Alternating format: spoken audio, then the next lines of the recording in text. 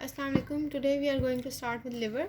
सो liver जो है इसके फंक्शंस को हम ब्रीफली देखेंगे, लेकिन ज़्यादा हम एनाटमी पे फोकस करेंगे जो पॉइंट्स नेल ने मेंशन किए हैं। सो फंक्शंस ऑफ लिवर, सबसे पहले लिवर का काम ये है कि इसने बाइल को प्रोड्यूस करना है और बाइल को जो है वो सिक्रीट कर देना है इनटू हेपेटिक डक्ट्स और आगे फाइनली बाइल डक्ट बनती हैं।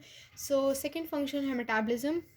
ठीक है, आपके पास जो कार्बोहाइड्रेट्स हैं, प्रोटीन्स हैं, लिपिड्स हैं, उनकी मेटाबॉलिज्म में भी लिवर का रोल है। इसके अलावा फिल्ट्रेशन, ठीक है, ब्लड को फ़िल्टर करने में भी इसका रोल है। डिटॉक्सिफिकेशन, जो हार्मफुल सब्सटेंसेस हैं, माइक्रो ऑर्गेनिजम्स वगैरह या फिर हार्मफुल ड्रग्स हैं, ठीक है, जिनका इंटेक कर लिया जाए तो उनकी डिटॉक्सिफिकेशन होती है into the liver. Okay, location की अगर हम बात करें तो आपको लोकेशन जो है लिवर की वो इस फिगर से क्लियर हो जाएगी। सो बेसिकली ये इस फिगर के अंदर आपको क्या नज़र आ रहा है, ये पूरा रिब केज है आपका, ठीक है। ये राइट जो है कोस्टल आर्च है और ये वाली लेफ़्ट कोस्टल आर्च है आपके पास, या मार्जिन भी उसको बोल सकते हैं। और नीचे जो है वो डायफ्राम पड़ा हुआ है और डायफ्राम के बिल्कुल नीचे लिवर है। सो लिवर की अगर एग्जैक्ट लोकेशन मैं आपको बताऊं तो जो राइट कोस्टल मार्जिन है उसके जो कवर है, ठीक है, मतलब उसका जो पोर्शन है उसके बिल्कुल नीचे जो है वो लिवर प्रेजेंट होता है।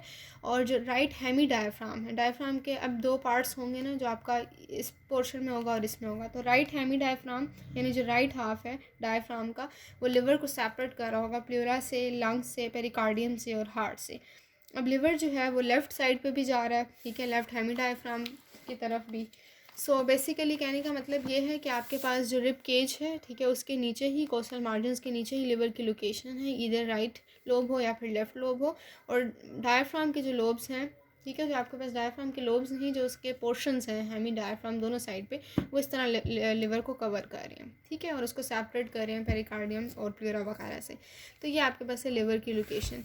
नेक्स्ट हम आ जाते हैं सर्फेसिस ऑफ लिवर पे। लिवर की हमारे पास जनाब दो सर्फेसिस होती हैं। There is superior surface which is also known as costal surface, वो कन्वेक्स होती है। And there is postero inferior surface जो कि इरेगुलर होती है, ठीक है, उसको विजरल सरफेस भी बोलते हैं। अब इस फिगर के अंदर आप देखें तो आपको मैं बताती हूँ, वैसे ये लिवर को पोस्टीरियरली हमने देखा है। सो आपके पास ये जो ऊपर वाली सरफेस होगी, this is known as superior surface, या उसको कोस्टल सरफेस भी कहते हैं, because it is in relation with the costal margin और रिब केज, ठीक है। और ये आपके पास जो नीचे ये वाली है पोस्टीरियर और थोड़े से इन्फीरियर जो सरफेस है, इसको मिला के पोस्टीरियर इन्फीरियर सरफेस बोलते हैं। This is also known as visceral surface because it has got the impressions for various viscera, right. अच्छा, ये रेगुलर होती है। लोब्स ऑफ लिवर की हम बात करें तो आपके पास एक राइट लोब है और एक लेफ्ट लोब है। राइट लोब को फर्दर दो में डिवाइड किया जाता है, caudate and quadrate lobes. Structurally these lobes are part of right lobe but functionally they are part of left lobe of liver. So अगर हम ये फिगर देखें तो इसमें आपको नज़र आ रहा है कि जो बड़ा वाला लोब है this is right lobe of liver, और ये जो छोटा सा लोब है this is left lobe. Right lobe को फर्दर दो लोब्स में डिवाइड करेंगे। ये जो ऊपर वाला है दिस इज़ कॉर्डेट, सी से बनेगा कॉर्डेट लोब, और जो नीचे है this is quadrate lobe, Q से बनेगा। उसके बाद आपके पास आ जाते हैं पोर्टा हेपेटिस। पोर्टा हेपेटिस क्या चीज़ है, जिस तरह किडनी का हाइलम है, स्प्लीन का हाइलम है, जिसमें से डिफरेंट कंटेंट्स पास करते हैं, बिल्कुल इसी तरह लिवर के हाइलम को पोर्टा हेपेटिस का नाम दिया जाता है। So basically what it has to do, it has to ये एंट्री आपको हाइलम में से क्या पास कर रहा है, hepatic ducts, hepatic artery, portal vein, ठीक है, nerve fibres and lymph nodes. तो अगर ये मैं फिगर दिखाऊं, नर्व फाइबर्स और लिम्फ नोड तो नज़र नहीं आ रहे, बट ये वाला जो रीजन है this is hilum of liver. इसके अंदर आपके पास जो देखें हेपेटिक आर्टरी पास करी है, पोर्टल वेन है, बाइल डक्ट हैं, तो ये इस पोर्शन को हम पोर्टा हेपेटिस बोलते हैं, राइट। अच्छा, नेक्स्ट आपके पास जो कॉन्सेप्ट है वो है लिवर लोब्यूल्स का। वो कॉन्सेप्ट जो है वो मैं आपको यहाँ पर नहीं बताऊँगी बिकॉज़ वो हिस्ट्री की चीज़ है कि लिवर में लोब्यूल्स होते हैं, उनके सेंटर में सेंट्रल वेन्स होती हैं, कॉर्नर्स पे पोर्टल ट्राइड्स होते हैं, और साइनोसॉइड्स कहाँ प्रेजेंट होते हैं, प्लेट्स ऑफ हेपेटोसाइट्स क्या होती हैं, इस बारे में यहाँ पे एक पैराग्राफ स्नेल ने लिखा है। लेकिन मेरी डिटेल में जो लिवर पे वीडियो है हिस्टोलॉजी ऑफ लिवर, उसमें अगर आप देखेंगे तो वो मैंने बहुत डिटेल में वहाँ बताया है, उसमें आपको पता चल जाएगा। रिलेशंस की बात करते हैं तो लिवर के आगे क्या है, लिवर के पीछे क्या है। लिवर के एंटीरियरली जो है basically we have got diaphragm, ठीक है, मैंने आपको बताया था डायाफ्राम उसको कवर कर रहा है। इसी तरह आपके पास जो कोस्टल मार्जिन है वो प्रेजेंट है, प्यूरा है, लंग्स है, xiphoid process, anterior abdominal wall. Anterior relations को इधर से ही समझने की कोशिश करते हैं। लिवर के सामने क्या क्या चीज़ें हैं आपके पास, वी हैव गॉट डायाफ्राम, ठीक है, डायाफ्राम उसको पहले कवर कर रहा था। कोस्टल मार्जिन जो ऊपर ये वाला मार्जिन है, कोस्टल मार्जिन ये कवर कर रहा है। Then we have the pleura, ठीक है, जो लंग्स की गेट कवरिंग है। फिर लंग्स भी लिवर के सामने ही आ जाते हैं। जीफॉइड प्रोसेस आपका ये वाला है, ये भी सामने आ जाएगा। इसी तरह आपके पास इंटीरियर एब्डोमिनल वॉल जो पूरी बनती है स्किन से, फेशिया और मसल से, वो भी आपके पास लिवर के सामने आ रही है, ठीक है। पोस्टीरियरली क्या होगा, लिवर के पीछे डायफ्राम, मतलब डायफ्राम का कुछ पोर्शन लिवर के आगे है, कुछ जो है वो लिवर के पीछे है। सो ये दोनों रिलेशंस में आएगा। राइट किडनी आपके पास आ जाएगा, ठीक है। और इसके अलावा hepatic flexor of colon, hepatic flexor आपको बताया था राइट साइड पे होता है। जब सेंडिंग कॉलन ऊपर जाता है, टर्न होती है, तो वो हेपेटिक फ्लेक्सर बन जाता है, वो होगा पीछे। इसी तरह ड्यूडेनम पीछे है, गॉल ब्लैडर है, इन्फीरियर वाना कैवा है, एसोफेगस है, फंडस ऑफ स्टमक है। तो थोड़ा सा मेमोराइज ही करना पड़ेगा कि ये सारे विजरा जो हैं वो बेसिकली लिवर के पोस्टीरियरली प्रेजेंट होते हैं, ठीक है जी। अच्छा, नेक्स्ट हम आ जाते हैं पेरिटोनियल लिगामेंट्स के ऊपर। Peritoneal ligaments these are very very important. Peritoneal ligament में वी हैव फेल्सिफॉर्म लिगामेंट। पहले मैं ज़बानी कलाम में बताऊंगी कि लिगामेंट्स कैसे कैसे प्रेजेंट होते हैं, फिर फिगर में भी दिखाऊंगी। फेल्सिफॉर्म लिगामेंट बेसिकली वो लिगामेंट है जो राइट लोब को लेफ्ट लोब से सेपरेट कर रहा है, ठीक है, बीच में प्रेजेंट है। फिर ये फेल्सिफॉर्म लिगामेंट ही ऊपर जाता है तो कोरोनरी लिगामेंट बन जाता है। अल्टीमेटली ऊपर की तरफ हम आते हैं तो दो ट्रायंगुलर लिगामेंट बनते हैं, एक राइट पे एक लेफ्ट पे। The one which is present on right is known as right triangular ligament, और जो लेफ्ट पे है वो लेफ्ट ट्रायंगुलर लिगामेंट है। इसी तरह आपके पास जो लिगामेंटम टीरीस है और लिगामेंटम विनोजम क्या चीज़ होती है, ठीक है। फीटल स्टेज में आपके पास डक्टस विनोसिस जो है वो एक शंट होता है लिवर के अंदर, वो प्रेजेंट होता है, वही बाद में लिगामेंटम विनोजम बन जाता है। और अम्बेलिकल वेन जब फीटस में से ख़त्म होती है तो वो लिगामेंटम टीरीज बन जाती है। इसी तरह लेसर ओमेंटम आपको पता है कि स्टमक के लेसर कर्वेचर से आके पोर्टा एपेंडिस तक अटैच हो जाते हैं। तो ये सारे लिगामेंट्स जो हैं ये लिवर के हैं। इसको 2-3 फिगर्स में हम देखेंगे जिसमें जो नज़र आ रहा है। Here you can see falciform ligament जो कि लिवर को एंटीरियर एब्डोमिनल वॉल से कनेक्ट कर रहा है, ये बीच में है, ठीक है, दोनों लोब्स को सेपरेट कर रहा है, ये falciform ligament है। इसके अलावा ऊपर आते हैं तो कोरोनरी बनता है, वो इस फिगर में नज़र नहीं आ रहा। यहाँ पे ट्रायंगुलर लिगामेंट आप देख सकते हैं, ठीक है, आगे ट्रायंगल शेप बन गया, ये लेफ्ट ट्रायंगुलर लिगामेंट है और ये राइट ट्रायंगुलर लिगामेंट है, इसमें यही नज़र आ रहे थे। उसके बाद आप आ जाएं इस वाली फिगर पे, तो इसमें लिगामेंटम विनोजम और राउंड लिगामेंट का मतलब है लिगामेंटम टीरीस, ठीक है। लिगामेंटम विनोजम ये है जहाँ पे डक्टस विनोसिस जो है वो ख़त्म हुआ होगा, और लिगामेंटम टीरीस वो है जिधर अम्बेलिकल वेन ख़त्म होगी। इसके अलावा आपको जो बाकी मैंने लिगामेंट्स दिखाने हैं वो कौन से रह गए हैं, एक कोरोनरी लिगामेंट रह गया। सो ये आपके पास इस फिगर में देखें, एंटीरियरली अगर हम लिवर को देखें तो ये आपके पास कोरोनरी लिगामेंट है, ठीक है। इसी तरह इसमें दूसरे व्यू में देखें तो आपके पास ये वाला कोरोनरी लिगामेंट होगा, ये ठीक हो गया। सो कोरोनरी लिगामेंट है, ट्रायंगुलर लिगामेंट थे, फेल्सिफॉर्म लिगामेंट थे, टीरीज और हेपेटिस वाला भी बता दिया है, टीरीज और विनोसम वाला, और लेसर ओमेंटम आप लोगों को पता है ऑलरेडी। सो बेयर एरिया, लिवर में एक ऐसा एरिया होता है जिस पे पेरिटोनियम नहीं होती, ठीक है, उसको हम कहते हैं बेयर एरिया, और वो कोरोनरी लिगामेंट की ही लेयर्स बनाती हैं। अगर आप इस फिगर के अंदर देखें तो ये कोरोनरी लिगामेंट ही था, ये इसके दोनों लेयर जब स्प्लिट हुई तो यहाँ पे एक एरिया छोटा सा बन गया जिसमें पेरिटोनियम नहीं होगा, उसको हम कहते हैं bare area of liver, and this is important. अच्छा, लिगामेंट्स हम कर चुके हैं, अब हम आ जाते हैं ब्लड सप्लाई ऑफ लिवर के ऊपर। ब्लड सप्लाई ऑफ लिवर जो है हेपेटिक आर्टरी होती है, सीलिक आर्टरी की ब्रांच है, ठीक है। जब मैं आपको ब्लड सप्लाई बताऊंगी तो मैं आपको बताऊंगी कि जो आपके पास फॉरगेट होती है उसकी मेन आर्टरी सीलिक आर्टरी होती है, उससे सारी ब्रांचेज आती हैं। तो सीलिक आर्टरी से एक ब्रांच अराइज करती है, दैट इज़ हेपेटिक आर्टरी, वही लिवर को सप्लाई करती है। इसके अलावा वेन्स में आपके पास पोर्टल वेन है, ठीक है। पोर्टल वेन जो है वो किस तरह बनती है, जब रिसीव करती है वो पूरे डाइजेस्टिव ट्रैक्ट से आपके पास ब्लड, ठीक है, और वो आगे ब्रांचेस में डिवाइड करती है, पोर्टा हेपेटिस के अंदर वो एंटर करते हैं और अल्टीमेटली वो सेंट्रल वेन्स के अंदर ड्रेन होती हैं, और सेंट्रल वेन्स से आगे फिर हेपेटिक वेन्स बन जाती हैं जो कि इन्फीरियर वेना कैवा के अंदर ड्रेन करती हैं। अच्छा, ब्लड सर्कुलेशन थ्रू लिवर का मैंने एक फ्लो चार्ट बनाया जो मैं आपको समझाना चाहूँगी। अच्छा, लिवर जो है वो ब्लड सप्लाई रिसीव करता है, dual blood supply. Dual means deoxygenated और ऑक्सीजनेटेड दोनों रिसीव कर रहा है एट अ टाइम, लेकिन डिफरेंट परसेंटेजेस। 70% ब्लड जो लिवर रिसीव कर रहा है वो पोर्टल वेन से है, ठीक है, जो पूरे GIT से गट से जो ब्लड आ रहा है ना डीऑक्सीजनेटेड वाला 70% लिवर के अंदर वो आ रहा है, लेकिन 30% वो है जो अयोटा से यानी सीलिक आर्टरी से अराइज होकर जो हेपेटिक आर्टरी ऑक्सीजनेटेड साफ ब्लड लेके आ रही है वो 30% है। अब ये दोनों जो आपके पास डीऑक्सीजनेटेड ऑक्सीजनेटेड ब्लड है जब वो लिवर के अंदर आएगा तो अल्टीमेटली लिवर लोब्यूल्स के अंदर बीच में सेंट्रल वेन्स होती हैं उनके अंदर चला जाएगा। सेंट्रल वेन्स जो सारी लोब्यूल्स की सेंट्रल वेन्स हैं वो ड्रेन करेंगी हेपेटिक वेन्स के अंदर और हेपेटिक वेन्स ड्रेन करेंगी इंफीरियर वेना कैवा के अंदर। ठीक है, ये बात आप लोगों ने याद रखनी है। ये डाइजेस्टिव ट्रैक्ट से आ रहा था, ये अयोटा से अराइज होकर जो ऑक्सीजनेटेड वाला आ रहा था, तो ये दोनों सेंट्रल वेन्स में आएंगे।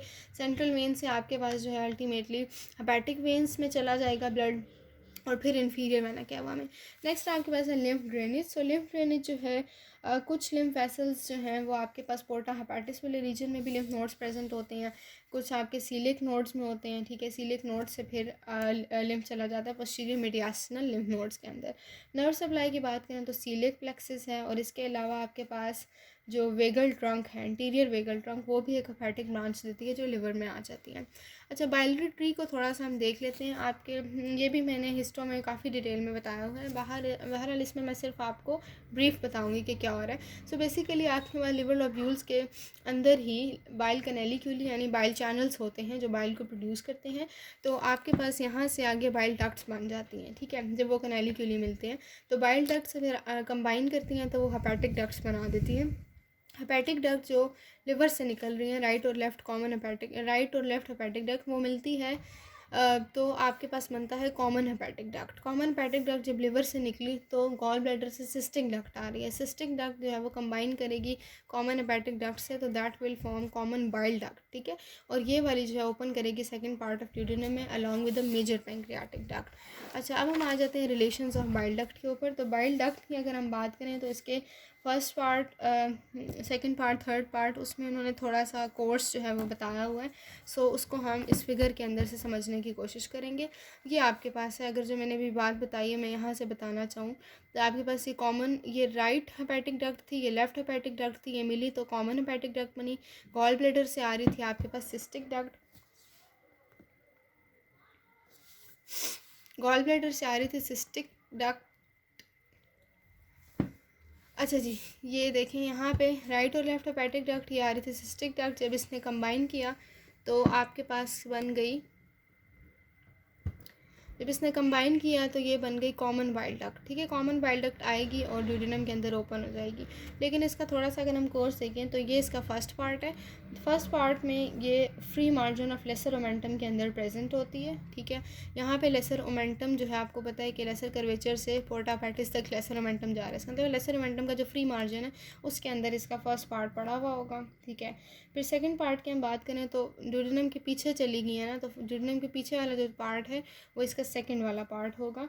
और थर्ड पार्ट में क्या करना होता है कि हेड ऑफ पैंक्रियाज जो यहाँ पे प्रेजेंट होंगे उसमें एक ग्रूव होता है तो ये उसके ऊपर रन करती है और अल्टीमेटली जो है फिर ये ड्यूडेनम के अंदर ओपन हो जाती है। तो ये इसके 3 पार्ट्स हैं। आगे मैं आपको मेजर और माइनर ड्यूडेनल पैपिला की बात बताना चाहूँगी, वो बेसिकली आपको इस फिगर से पता चलेगा। इस फिगर को अगर आप देखें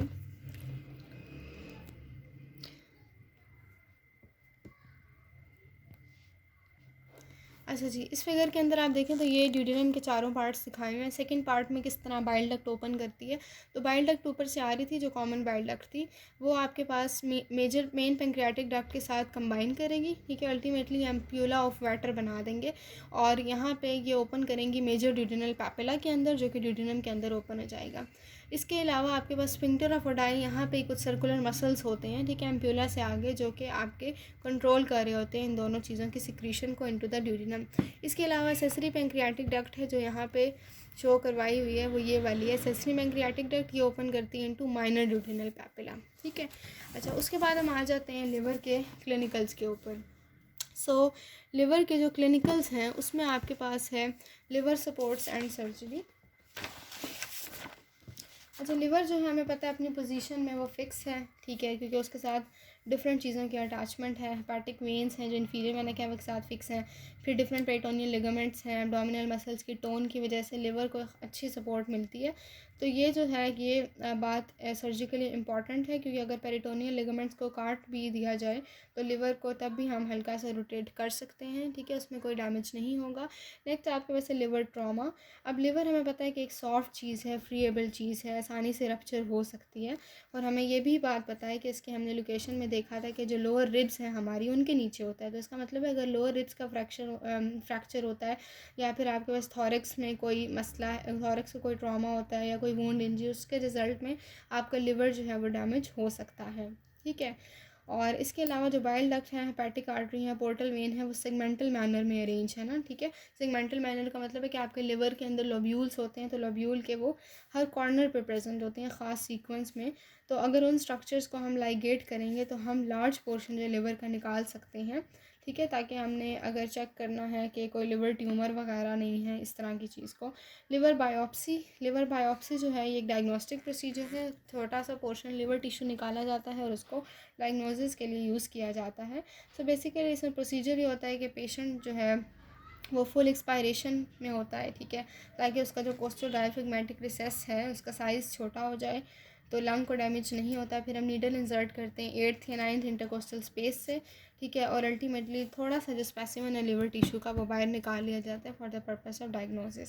सबफ्रेनिक स्पेसिस, इंपॉर्टेंट सबफ्रेनिक स्पेसिस आपको मैंने बताई थी पेरिटोनियम के लेक्चर में।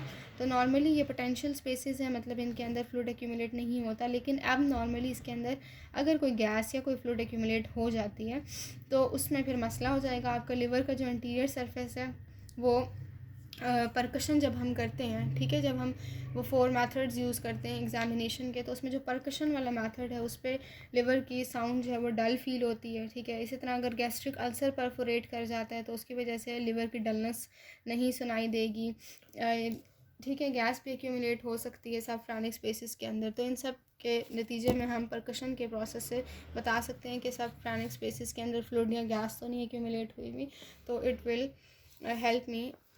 Help us in diagnosis purposes. So ये आपके पास जो है वो लिवर के क्लिनिकल्स हो गए हैं। लिवर में इतने ही चीज़ें आपको आनी चाहिए जो कि स्नेल ने मेंशन किया, एनाटमी वाइज इतनी ही हैं, ठीक है। Thank you so much.